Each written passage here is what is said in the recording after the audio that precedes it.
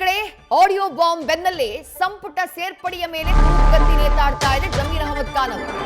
ಜಮೀರ್ ಅಹಮದ್ ಖಾನ್ಗೆ ಸಚಿವ ಸ್ಥಾನ ಸಿಗೋ ಬಗ್ಗೆ ಚರ್ಚೆಯಾಗ್ತಾ ಇದೆ. ಮೊದಲ ಹಂತದಲ್ಲೇ ಪ್ರಮಾಣ ವಚನವನ್ನ ಸ್ವೀಕರಿಸ್ತಾರಾ ಇಲ್ವಾ ಅನ್ನೋದು ಗೊತ್ತಾಗಬೇಕು.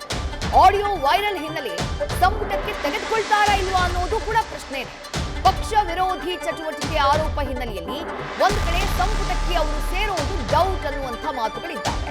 ಡಿಕೆಶಿ ಸಂಪುಟದಲ್ಲೂ ಆಪ್ತನಿಗೆ ಸ್ಥಾನಕ್ಕಾಗಿ ಒಂದ್ ಕಡೆ ಸಿದ್ದರಾಮಯ್ಯ ಅವರು ಕಸರತ್ತನ್ನ ಮಾಡ್ತಿದ್ದಾರೆ. ತೆರೆಮರೆಯಲ್ಲಿ ಆಪ್ತನಿಗೆ ಸ್ಥಾನವನ್ನ ಕೊಡಿಸೋಕೆ ಸಿದ್ದರಾಮಯ್ಯ ಪ್ರಯತ್ನ ಪಡ್ತಿದ್ದಾರೆ. ಎಐಸಿಸಿ ಪ್ರಧಾನ ಕಾರ್ಯದರ್ಶಿ ವೇಣುಗೋಪಾಲ್ ಕೂಡ ಜಮೀರ್ ಅವರ ಬೆನ್ನಿಗೆ ನಿಂತಿದ್ದಾರೆ. ಅದಕ್ಕೊಂದು ಪ್ರಮುಖ ಕಾರಣ ಇದೆ. ಮೊನ್ನೆ ನಡೆದಂತಹ ಕೇರಳ ವಿಧಾನಸಭಾ ಎಲೆಕ್ಷನ್, ಆ ವಿಧಾನಸಭಾ ಎಲೆಕ್ಷನ್ ನಲ್ಲಿ ತನು ಮನ ಧನವನ್ನ ಅರ್ಪಿಸಿದ್ರು ಜಮೀರ್ ಅಹಮದ್ ಖಾನ್ ಅವರು. ಮ್ಯಾಕ್ಸಿಮಮ್ ದಿನವನ್ನ ಕಳೆದಿದ್ದೇ ಅವರು ಕೇರಳದಲ್ಲಿ. ಅವರ ಚಾರ್ಮ್, ಅವರ ಪ್ರಚಾರ ಕೇರಳದಲ್ಲಿ ಕಾಂಗ್ರೆಸ್ ಪಾಲಿಗೆ, ಕಾಂಗ್ರೆಸ್ನ ಯುಡಿಎಫ್ ಪಾಲಿಗೆ ಬಹಳ ಚೆನ್ನಾಗಿ ವರ್ಕೌಟ್ ಆಗಿದೆ ಎನ್ನುವಂತ ಮಾಹಿತಿ ಇದೆ. ಆ ಕಾರಣಕ್ಕಾಗಿ ಹೈಕಮಾಂಡ್ಗೆ ಜಮೀರ್ ಅಹಮದ್ ಖಾನ್ ಅವರ ಮೇಲೆ ಒಂದು ಸಾಫ್ಟ್ ಕಾರ್ನರ್ ಅಂತೂ ಇದ್ದೇ ಇದೆ. ಹೀಗಿರುವಂತಹ ಟೈಮ್ನಲ್ಲಿ ಕರ್ನಾಟಕದ ಬೈ ಎಲೆಕ್ಷನ್ ನಲ್ಲೇ ಅವರು ಮಾಡಿರುವಂತಹ ಪಕ್ಷ ವಿರೋಧಿ ಚಟುವಟಿಕೆಯ ಆರೋಪ ಏನಿದೆ ಅದನ್ನ ಗಂಭೀರವಾಗಿ ಪರಿಗಣಿಸುತ್ತಾ ಆ ಪಕ್ಷ ವಿರೋಧಿ ಚಟುವಟಿಕೆಯ ಆರೋಪ ಸಚಿವ ಸ್ಥಾನದಿಂದ ಅವರನ್ನ ದೂರ ಇಟ್ಟುಬಿಡುತ್ತಾ? ಇದೆಲ್ಲವೂ ಕೂಡ ಸದ್ಯಕ್ಕಿರುವಂತಹ ಕುತೂಹಲ. ಡೀಟೇಲ್ಸ್ ನಮ್ಮ ಪ್ರತಿನಿಧಿ ಹರೀಶ್ ನೀಡ್ತಾ ಹೋಗ್ತಾರೆ. ಹರೀಶ್, ಒಂದ್ ಕಡೆ ಆಡಿಯೋ ವೈರಲ್ ಆಗುತ್ತೆ. ಆಡಿಯೋ ವೈರಲ್ ಆದಂತಹ ನಂತರದಲ್ಲಿ ಈಗ ಡಿಕೆ ಸುರೇಶ್ ಅವರ ಭೇಟಿ, ಜಮೀರ್ ಅಹಮದ್ ಖಾನ್ ಅವರ ನಿವಾಸಕ್ಕೆ 1.5 ಗಂಟೆಗಳ ಚರ್ಚೆ.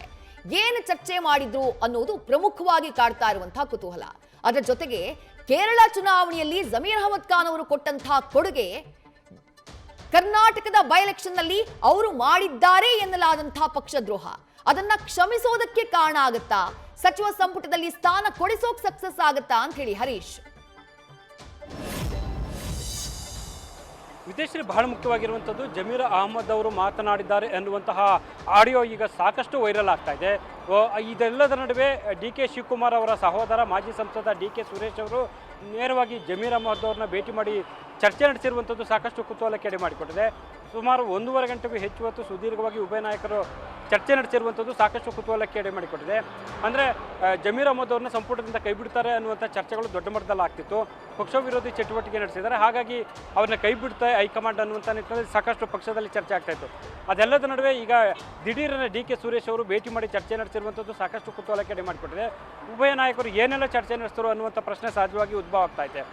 ಒಂದು, ಈಗಾಗಲೇ ಜಮೀರ್ ಅಹಮದ್ ಅವರು ನಾಳೆ ನಡೆಯುವಂತಹ ಪ್ರಮಾಣ ವಚನ ಸ್ವೀಕಾರ ಕಾರ್ಯಕ್ರಮದಲ್ಲಿ ಮೊದಲ ಹಂತದಲ್ಲಿ ಪ್ರಮಾಣ ವಚನ ಸ್ವೀಕರಿಸ್ತಾರೆ ಇಲ್ವಾ ಅನ್ನುವಂತಹ ಚರ್ಚೆ ಕಾಂಗ್ರೆಸ್ ಪಾಳ್ಯದಲ್ಲಿ ದೊಡ್ಡ ಮಟ್ಟದಲ್ಲಿ ನಡೀತಾ ಇದೆ. ಈಗಾಗಲೇ ಸಾಕಷ್ಟು ಕಸರತ್ತ ನಡೆಸ್ತಾ ಇದ್ರೆ ಮಗದೊಂದೆಡೆ ಎಐಸಿಸಿ ಕಾರ್ಯದರ್ಶಿ ಆಗಿರುವಂತಹ ಕೆ.ಸಿ. ವೇಣುಗೋಪಾಲ್ ಅವರು ಜಮೀರ್ ಅಹಮದ್ ಅವರಿಗೆ ಅವಕಾಶ ಕೊಡಿಸಬೇಕು ಅನ್ನುವಂಥ ನಿಟ್ಟಿನಲ್ಲಿ ತೆರೆಮರೆಯಲ್ಲಿ ಕೊಡಿಸಬೇಕು ಅನ್ನುವಂಥ ನಿಟ್ಟಿನಲ್ಲಿ ತೆರೆಮರೆಯಲ್ಲಿ ಪ್ರಯತ್ನಗಳು ಕೂಡ ನಡೆಸ್ತಾ ಇದ್ದಾರೆ. ಕಾರಣ, ಕೇರಳ ಚುನಾವಣೆ ಸಂದರ್ಭದಲ್ಲಿ ಜಮೀರ್ ಅಹಮದ್ ಅವರು ಎಲ್ಲ ರೀತಿಯಲ್ಲೂ ಕೂಡ ಕೆಲಸ ಮಾಡಿದರು.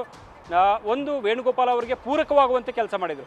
ಆ ಹಿನ್ನೆಲೆಯಲ್ಲಿ ವೇಣುಗೋಪಾಲ್ ಅವರು ಜಮೀರ್ ಅಹಮದ್ ಅವರ ಬೆನ್ನಿಗೆ ನಿಂತಿದ್ದಾರೆ. ಇದೆಲ್ಲವನ್ನು ನೋಡಿದ್ರೆ ನಾಳೆ ನಡೆಯುವ ಮೊದಲ ಹಂತದ ಸಚಿವ ಸಂಪುಟ ಪ್ರಮಾಣ ವಚನಕ್ಕೆ ಸಂಬಂಧಪಟ್ಟಂಗೆ ಜಮೀರ್ ಅಹಮದ್ ಅವರು ಎಂಟ್ರಿ ಆಗ್ತಾರೋ ಇಲ್ವೋ ಅನ್ನುವಂಥ ಒಂದು ಕುತೂಹಲ ಇರುವಂಥದ್ದು ವಿದೇಶಿ.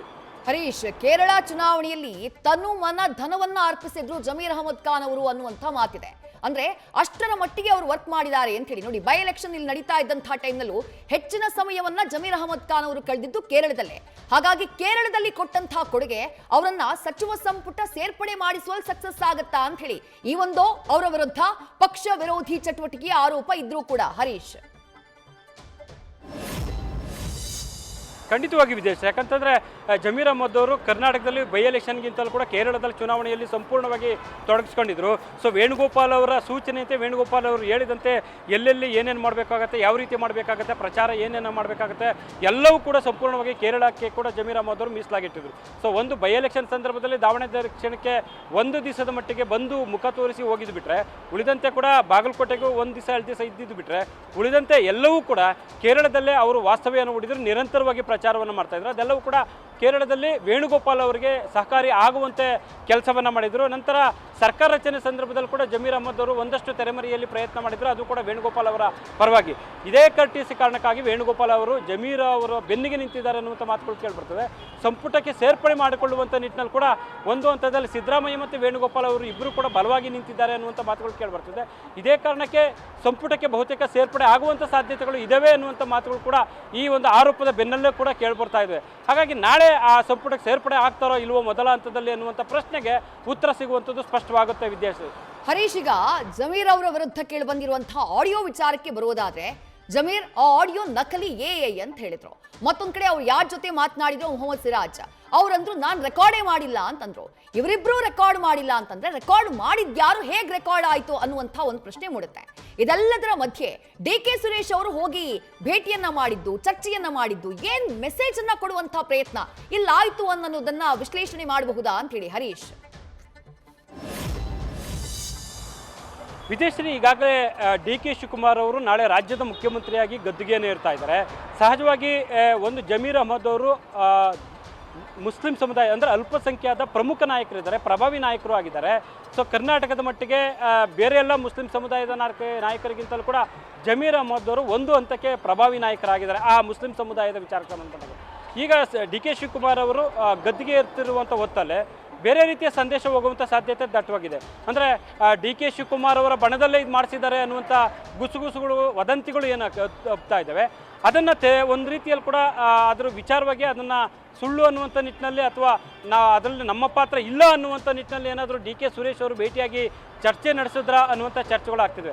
ಅಂದರೆ ಮುಂಬರುವ ದಿನಗಳಲ್ಲಿ ಮತ್ತೆ ಪಕ್ಷವನ್ನು ಅಧಿಕಾರಕ್ಕೆ ತರಬೇಕು ರಾಜ್ಯದಲ್ಲಿ ಅನ್ನುವಂಥ ಕನಸನ್ನು ಕಂಡಿರ್ತಕ್ಕಂಥದ್ದು ಡಿ.ಕೆ. ಶಿವಕುಮಾರ್ ಅವರು. ಹಾಗಾಗಿ ಈಗ ಮುಸ್ಲಿಂ ಸಮುದಾಯ ಕೂಡ ಆ ನಾಯಕತ್ವವನ್ನು ವಿಚಾರಕ್ಕೆ ಸಂಬಂಧಪಟ್ಟಂಗೆ ಅಥವಾ ಮುಸ್ಲಿಂ ಸಮುದಾಯವನ್ನು ತನ್ನಲ್ಲಿ ಹಿಡಿದಿಟ್ಕೊಳ್ಬೇಕಾದಂಥ ಅನಿವಾರ್ಯತೆ ಡಿ.ಕೆ. ಶಿವಕುಮಾರ್ ಅವರಿಗೆ ಸಹಜವಾಗಿದೆ. ಮುಂಬರ್ತಕ್ಕಂಥ ದಿನಗಳಲ್ಲಿ ಮುಖ್ಯಮಂತ್ರಿ ಆದ ನಂತರ ಮತ್ತೆ ಅಧಿಕಾರಕ್ಕೆ ತರಬೇಕಾದ್ರೆ ಎಲ್ಲ ಸಮುದಾಯಗಳನ್ನು ಕೂಡ ಜೊತೆಯಲ್ಲಿ ಇಟ್ಕೊಳ್ಬೇಕಾಗುತ್ತೆ ಡಿ.ಕೆ. ಶಿವಕುಮಾರ್ ಅವರು. ಸೊ ಎಲ್ಲ ಸಮುದಾಯಗಳ ನಾಯಕರಾಗಿ ಕೂಡ ಅವರು ಇರಬೇಕಾಗುತ್ತೆ. ಸೊ ಹಾಗಾಗಿ ಈಗ ಒಂದು ಜಮೀರ್ ಅಹ್ಮದ್ ಅವರ ವಿಚಾರದಲ್ಲಿ ಕ್ರಮ ಕೈಗೊಂಡಿದ್ದೆ ಆದಲ್ಲಿ ಅಥವಾ ಜಮೀರ್ ಅಹ್ಮದ್ ಅವರ ವಿಚಾರದಲ್ಲಿ ಡಿ.ಕೆ. ಶಿವಕುಮಾರ್ ಅವರ ಪಾತ್ರ ಇದೆ ಅನ್ನುವಂಥ ಏನಾದರೂ ಚರ್ಚೆಗಳಾಗಿದೆ ಆದಲ್ಲಿ ಸೊ ಒಂದು ಹಂತಕ್ಕೆ ಮುಸ್ಲಿಂ ಸಮುದಾಯ ಡಿ.ಕೆ. ಶಿವಕುಮಾರ್ ಅವರ ವಿರುದ್ಧ ನಿಲ್ಲಬಹುದು, ಅಥವಾ ಒಂದು ಹಂತದಲ್ಲಿ ಸಂಪೂರ್ಣವಾಗಿ ಅಲ್ಲದೇ ಇದ್ದರು ಒಂದು ಹಂತದಲ್ಲಿ ಮುಸ್ಲಿಂ ಸಮುದಾಯ ಡಿ.ಕೆ. ಶಿವಕುಮಾರ್ ಅವರ ಮುಂದಿನ ದಿನಗಳಲ್ಲಿ ವಿರುದ್ಧ ನಿಲ್ಬೋದು ಅನ್ನುವಂಥ ಸಹಜವಾದ ಸಣ್ಣ ಅಳುಕು ಇದ್ದರೂ ಇರಬಹುದು. ಅದೇ ಕಾರಣಕ್ಕೆ ಡಿ.ಕೆ. ಸುರೇಶ್ ಅವರು ಒಂದು ಹಂತದಲ್ಲಿ ಈ ವಿಚಾರಕ್ಕೆ ಸಂಬಂಧಪಟ್ಟಂಗೆ ಅವ್ರನ್ನ ಚರ್ಚೆ ಮಾಡಿ ವಿಶ್ವಾಸಕ್ಕೆ ಪಡೆಯುವಂಥ ಒಂದು ಪ್ರಯತ್ನ ಮಾಡಿದ್ರ ಅನ್ನುವಂಥ ಚರ್ಚೆಗಳು ಕೂಡ ಈಗ ನಡೀತಾ ಇರುವಂಥದ್ದು. ವಿದ್ಯಾಶ್ರೀ, ಥ್ಯಾಂಕ್ ಯು ಹರೀಶ್ ತಮ್ಮೆಲ್ಲ ಡೀಟೇಲ್ಸ್ಗೆ. ನ್ಯೂಸ್ ಫಸ್ಟ್ ನಿರ್ಭೀತಿಯಿಂದ ನಿಮ್ಮ ಪರವಾಗಿ.